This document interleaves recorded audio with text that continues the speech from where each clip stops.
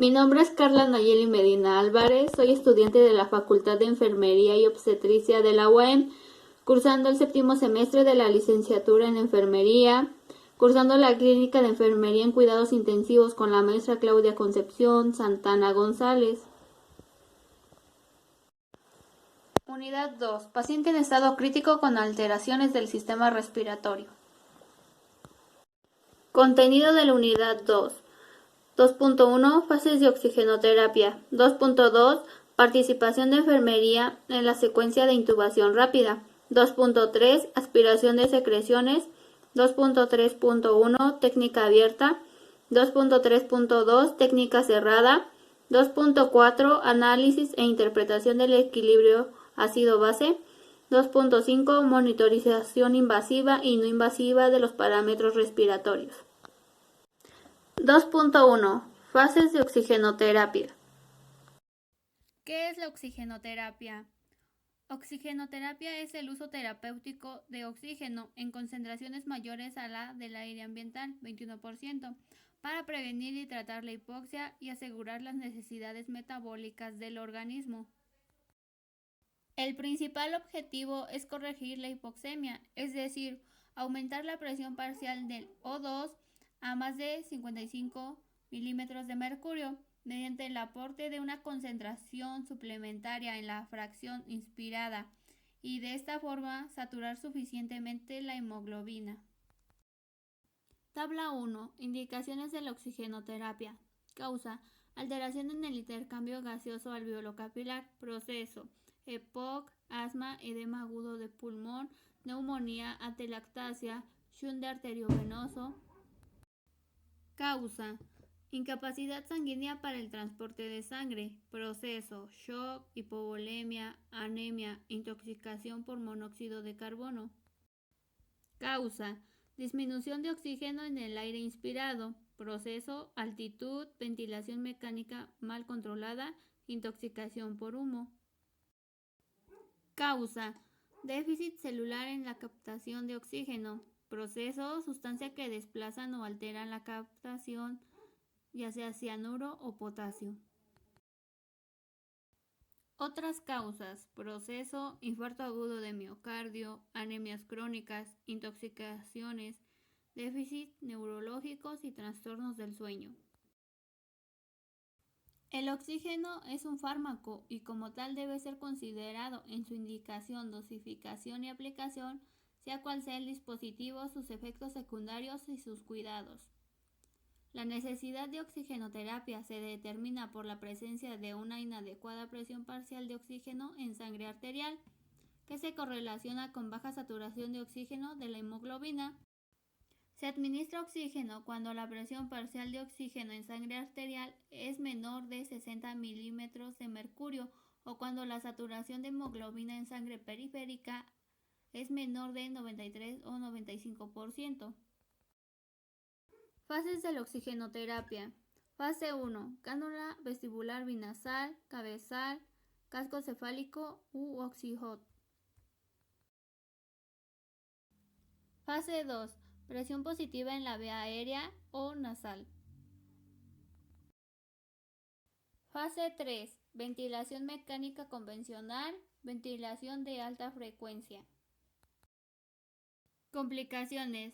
Las principales complicaciones se observan en pacientes sometidos a oxigenoterapia durante 24 horas y con flujos superiores al 60%, así como en pacientes con retención crónica de CO2, cefalea, somnolencia, perestasias, anorexia, sequedad de mucosas, irritación traqueal, tos, edema, fibrosis, fibroplasia de cristalino, esto se presenta en niños prematuros, la tolerancia al oxígeno, interacción con fármacos como cetocolaminas, corticoides y antibióticos, la depresión respiratoria por desensibilización del centro respiratorio. 2.2 Participación de enfermería en la secuencia de intubación rápida. Intubación orotraqueal.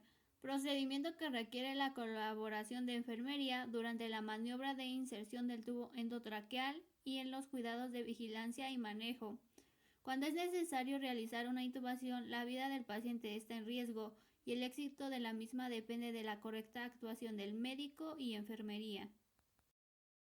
El personal de enfermería se va a encargar de preparar el material y equipo, como guantes estériles, laringoscopio con pilas, hojas de laringoscopio de varios tamaños, pinzas Magil y fijadores, tubos endotraqueales de varios tamaños, lubricante anestésico, jeringa de 10 mililitros, cinta para fijación y esponja adhesiva, sondas de aspiración, medicación para analgesia, sedación y relajación muscular, aspirador, estetoscopio, bolsa para ventilación con mascarilla y equipo para oxígeno completo. Enfermería asiste mientras el médico intuba al paciente, ministra medicamentos según prescripción, fija el tubo, corrobora la colocación adecuada del tubo, valores de campos pulmonares, buena entrada y salida de aire, conecta ventilador mecánico, retira el material y da cuidados posteriores a su uso. 2.3. Aspiración de secreciones. Definición. Es un conjunto de actividades encaminadas a retirar del árbol bronquial las secreciones que un paciente no puede eliminar de forma espontánea. Se trata de una técnica aséptica realizada a través de una sonda conectada a una fuente de aspiración. Objetivos: mantener la permeabilidad de las vías aéreas, favorecer la ventilación respiratoria, prevenir las infecciones y atelectasias ocasionadas por el acúmulo de secreciones. Indicaciones: en todos aquellos pacientes que presenten obstrucción de las vías aéreas por secreciones, en los casos en que se precise la toma de una muestra de secreciones con fines diagnósticos, en situaciones en las que la acumulación de secreciones suponga un riesgo de infección. Contraindicaciones: en estas condiciones se tomarán en cuenta las condiciones del paciente y bajo criterio médico. Trastornos hemorrágicos de coagulación intravascular diseminada, trombocitopenia y leucemia, edemas o espasmos laringeos, varices esofágicas, cirugía traqueal, cirugía gástrica con anastomosis alta, infarto al miocardio. 2.3.1. Técnica abierta. 1. Explicar al paciente el procedimiento que se le va a realizar. 2. Checar signos vitales. 3. Corroborar la funcionalidad del equipo para aspiración, ajustarlo a...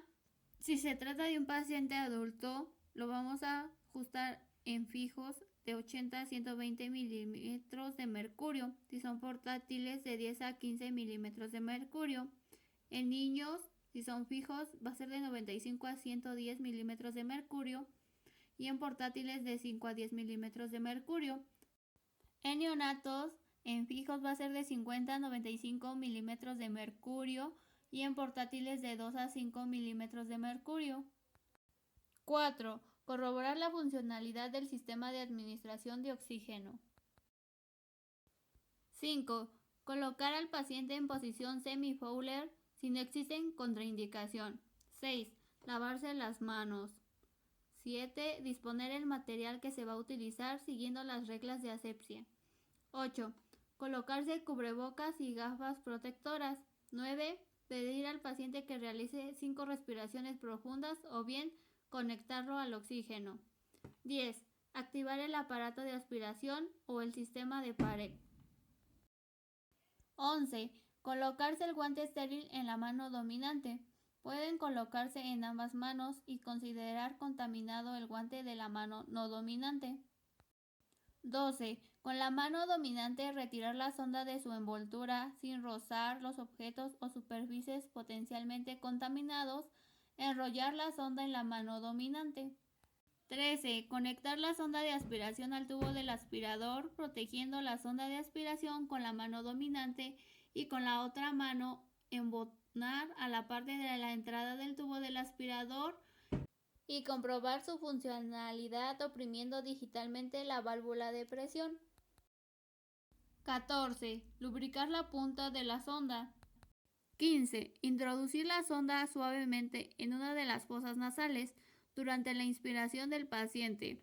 Cuando se tiene resistencia al paso de la sonda por la nasofaringe posterior, se rota suavemente hacia abajo. Si aún continúa la resistencia, intentar por la otra narina o por vía oral.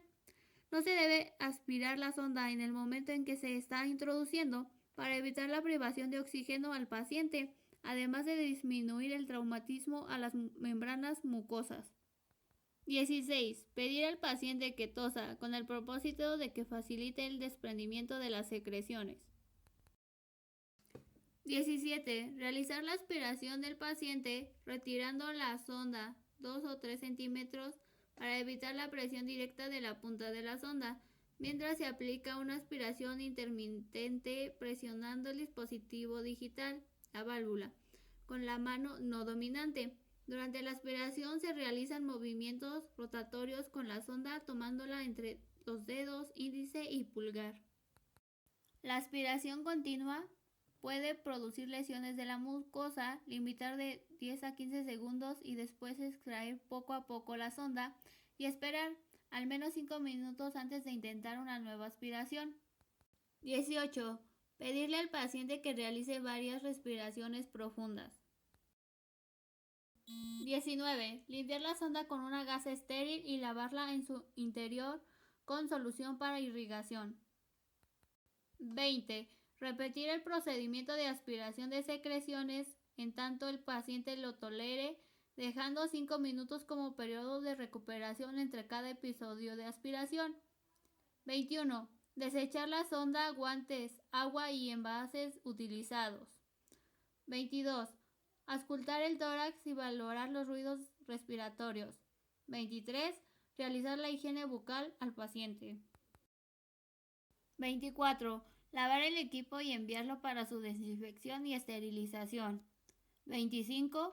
Documentar en el expediente clínico la fecha, hora y frecuencia de la aspiración de las secreciones y la respuesta del paciente. Asimismo, anotar la naturaleza y características de las secreciones en lo que se refiere a su consistencia, cantidad, olor y coloración. 2.3.2 Técnica cerrada. La aspiración de secreciones a un paciente con vía aérea artificial es un procedimiento que se debe manejar con una técnica estéril. Se debe tener en consideración que la acumulación de secreciones en la vía aérea artificial o árbol traqueal puede causar estrechamiento de las mismas, insuficiencia respiratoria y estatasis de secreciones. 1. Evaluar la frecuencia cardíaca del paciente y auscultar los ruidos respiratorios. Si el paciente está conectado a un monitor, vigilar constantemente la frecuencia cardíaca y presión arterial, así como valorar los resultados de gases arteriales. Es importante valorar las condiciones del paciente, ya que la aspiración debe suspenderse para administrar oxígeno a través de la respiración asistida manual. 2. Explicar al paciente el procedimiento que se le va a realizar cuando esto sea posible. 3. Corroborar la funcionalidad del equipo para aspiración y ajustarlo a adultos en fijos de 80 a 120 milímetros de mercurio, en portátiles de 10 a 15 milímetros de mercurio, en niños fijos de 95 a 110 milímetros de mercurio, en portátiles de 5 a 10 milímetros de mercurio, en neonatos en fijos de 50 a 95 milímetros de mercurio y en portátiles de 2 a 5 milímetros de mercurio. 4. Corroborar la funcionalidad del sistema de reanimación manual adaptado al sistema de administración de oxígeno a concentración del 100%. 5. Colocar al paciente en posición semi-Fowler con el cuello en hiperextensión sin éxito de contraindicación. 6. Lavarse las manos. 7. Disponer el material que se va a utilizar siguiendo las reglas de asepsia. 8. Colocarse el cubrebocas y las gafas protectoras. 9. Si el paciente está sometido a respiración mecánica, probar para asegurarse que no existe dificultad para desconectarse con una mano del ventilador. 10. Activar el aparato de aspiración o del sistema de pared. 11. Colocarse guante estéril en la mano dominante. Puede colocarse en ambas manos y considerar contaminado el guante de la mano no dominante. 12. Con la mano dominante, enrollar la sonda en la mano dominante. 13. Conectar la sonda de aspiración al tubo de aspiración, protegiendo la sonda de aspiración con la mano dominante y con la otra embonar a la parte de la entrada del tubo del aspirador. Comprobar su funcionalidad oprimiendo digitalmente la válvula de presión. 14. Desconectar al paciente del ventilador, del orificio de entrada del tubo endotraqueal, dispositivo de CAP u otra fuente de oxigenación. Poner la conexión del ventilador sobre una compresa de gas estéril y cubrirla con un extremo de la misma para evitar el escurrimiento. Con esta medida se previene la contaminación de la conexión. 15. Ventilar y oxigenar al paciente antes de la aspiración para prevenir la hipoxemia con el ambú de 4 a 5 respiraciones, intentando alcanzar el volumen de ventilación pulmonar del paciente. En caso de que el paciente respire en forma espontánea, coordinar las ventilaciones manuales con la propia inspiración del paciente. Al intentar ventilar al paciente en contra de sus propios movimientos respiratorios se puede producir barotrauma, lesión pulmonar debida a presión. Este procedimiento de preferencia realizarlo por 2 enfermeras o enfermeros. 16. Lubricar la punta de la sonda con la jalea lubricante. 17. Introducir la sonda de aspiración en el orificio del tubo, traqueostomía o endotraqueal, según corresponda, suavemente durante la inspiración del paciente hasta encontrar la ligera resistencia. 18. Realizar la aspiración del paciente retirando la sonda de 2 a 3 centímetros una vez introducida, para evitar la presión directa de la punta de la sonda, mientras se aplica una expiración intermitente presionando el dispositivo digital utilizando la mano no dominante. Durante la aspiración se realizan movimientos rotatorios con la sonda, tomándola con los dedos pulgar e índice. La aspiración continua puede producir lesiones de la mucosa, limitar de 10 a 15 segundos, que es el tiempo máximo de cada aspiración. Si existe alguna complicación, suspender el procedimiento. 19. Oxigenar al paciente, utilizando el ambú conectado al sistema de administración de oxígeno al 100%, realizando de 4 a 5 ventilaciones manuales antes de intentar otro episodio de aspiración. 20. En este momento se puede administrar en la tráquea la solución para irrigación estéril a través de la vía aérea artificial, si las secreciones son espesas. Inyectar de 3 a 5 centímetros de solución durante la inspiración espontánea del paciente y posteriormente oxigenar al paciente con el propósito que al realizar la reanimación manual, con ello se estimula la producción de tos y se distribuye la solución logrando despegar las secreciones. 21. Aspirar las secreciones de acuerdo a las instrucciones anteriores. 22. Limpiar la sonda con una gasa estéril y lavar la sonda en su interior con solución para irrigación. 23. Continuar con la aspiración de secreciones hasta que las vías aéreas queden sin secreciones acumuladas, realizando la reanimación manual entre cada aspiración. Otorgar de 4 a 5 ventilaciones. Con esto se permite la expansión pulmonar y previene la atelectasia.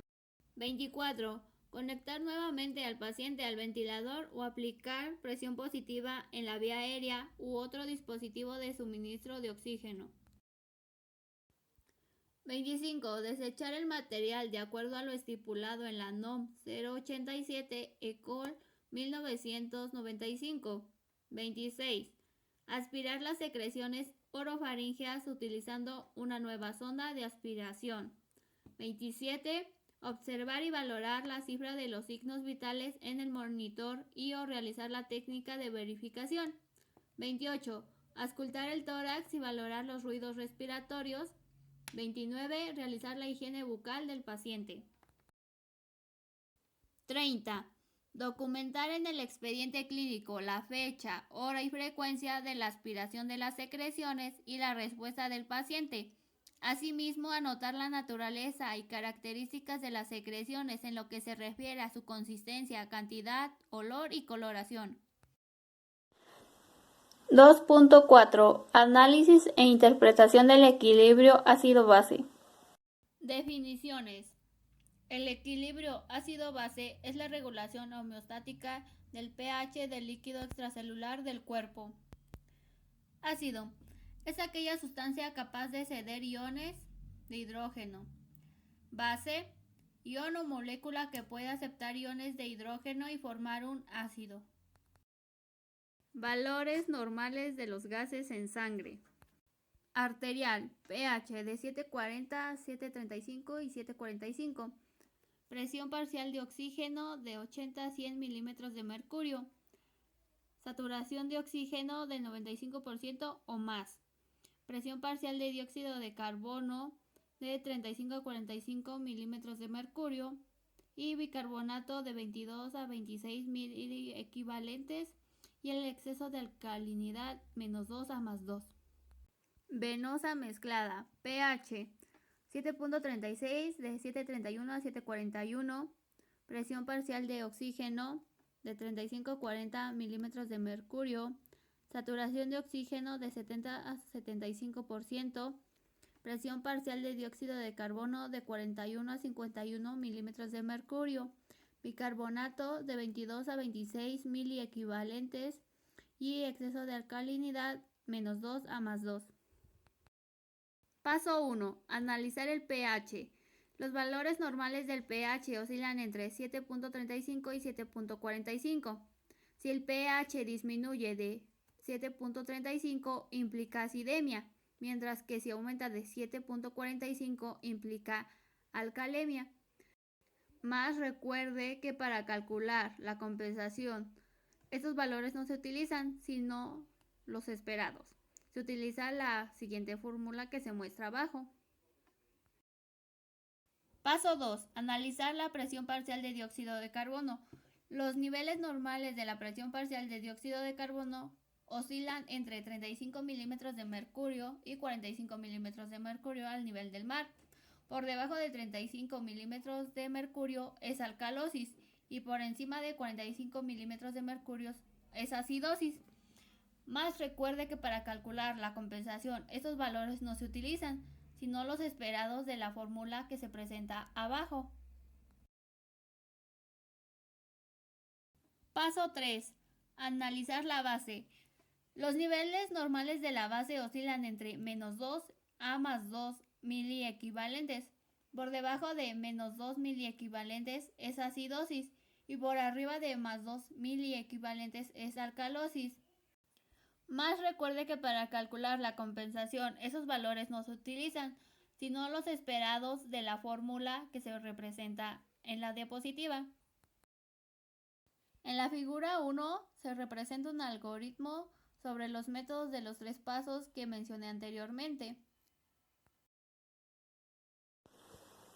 2.5. Monitorización invasiva y no invasiva de los parámetros respiratorios. Monitorización respiratoria invasiva. Gasometría. Evalúa de una manera estática A. La oxigenación de la sangre arterial con la presión parcial de oxígeno en la sangre arterial. B.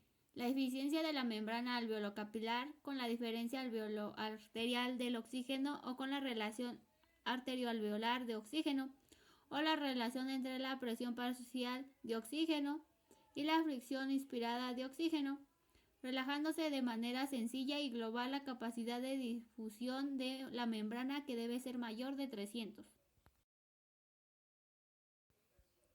C. La producción de presión parcial de dióxido de carbono.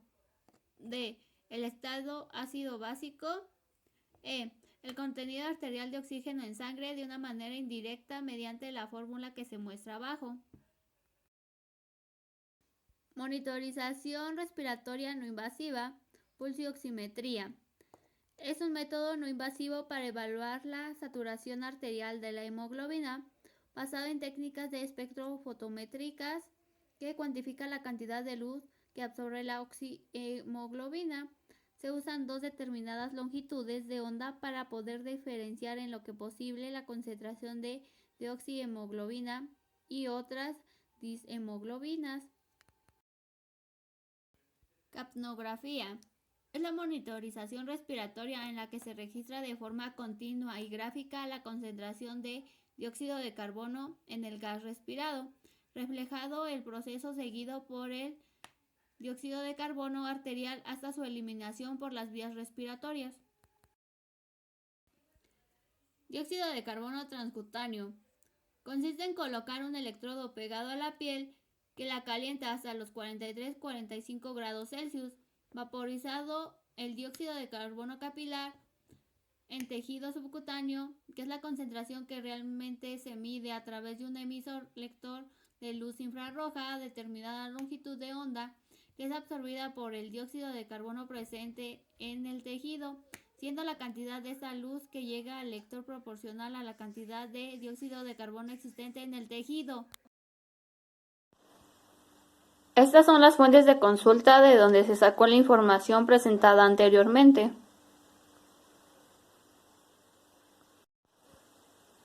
Gracias por su atención.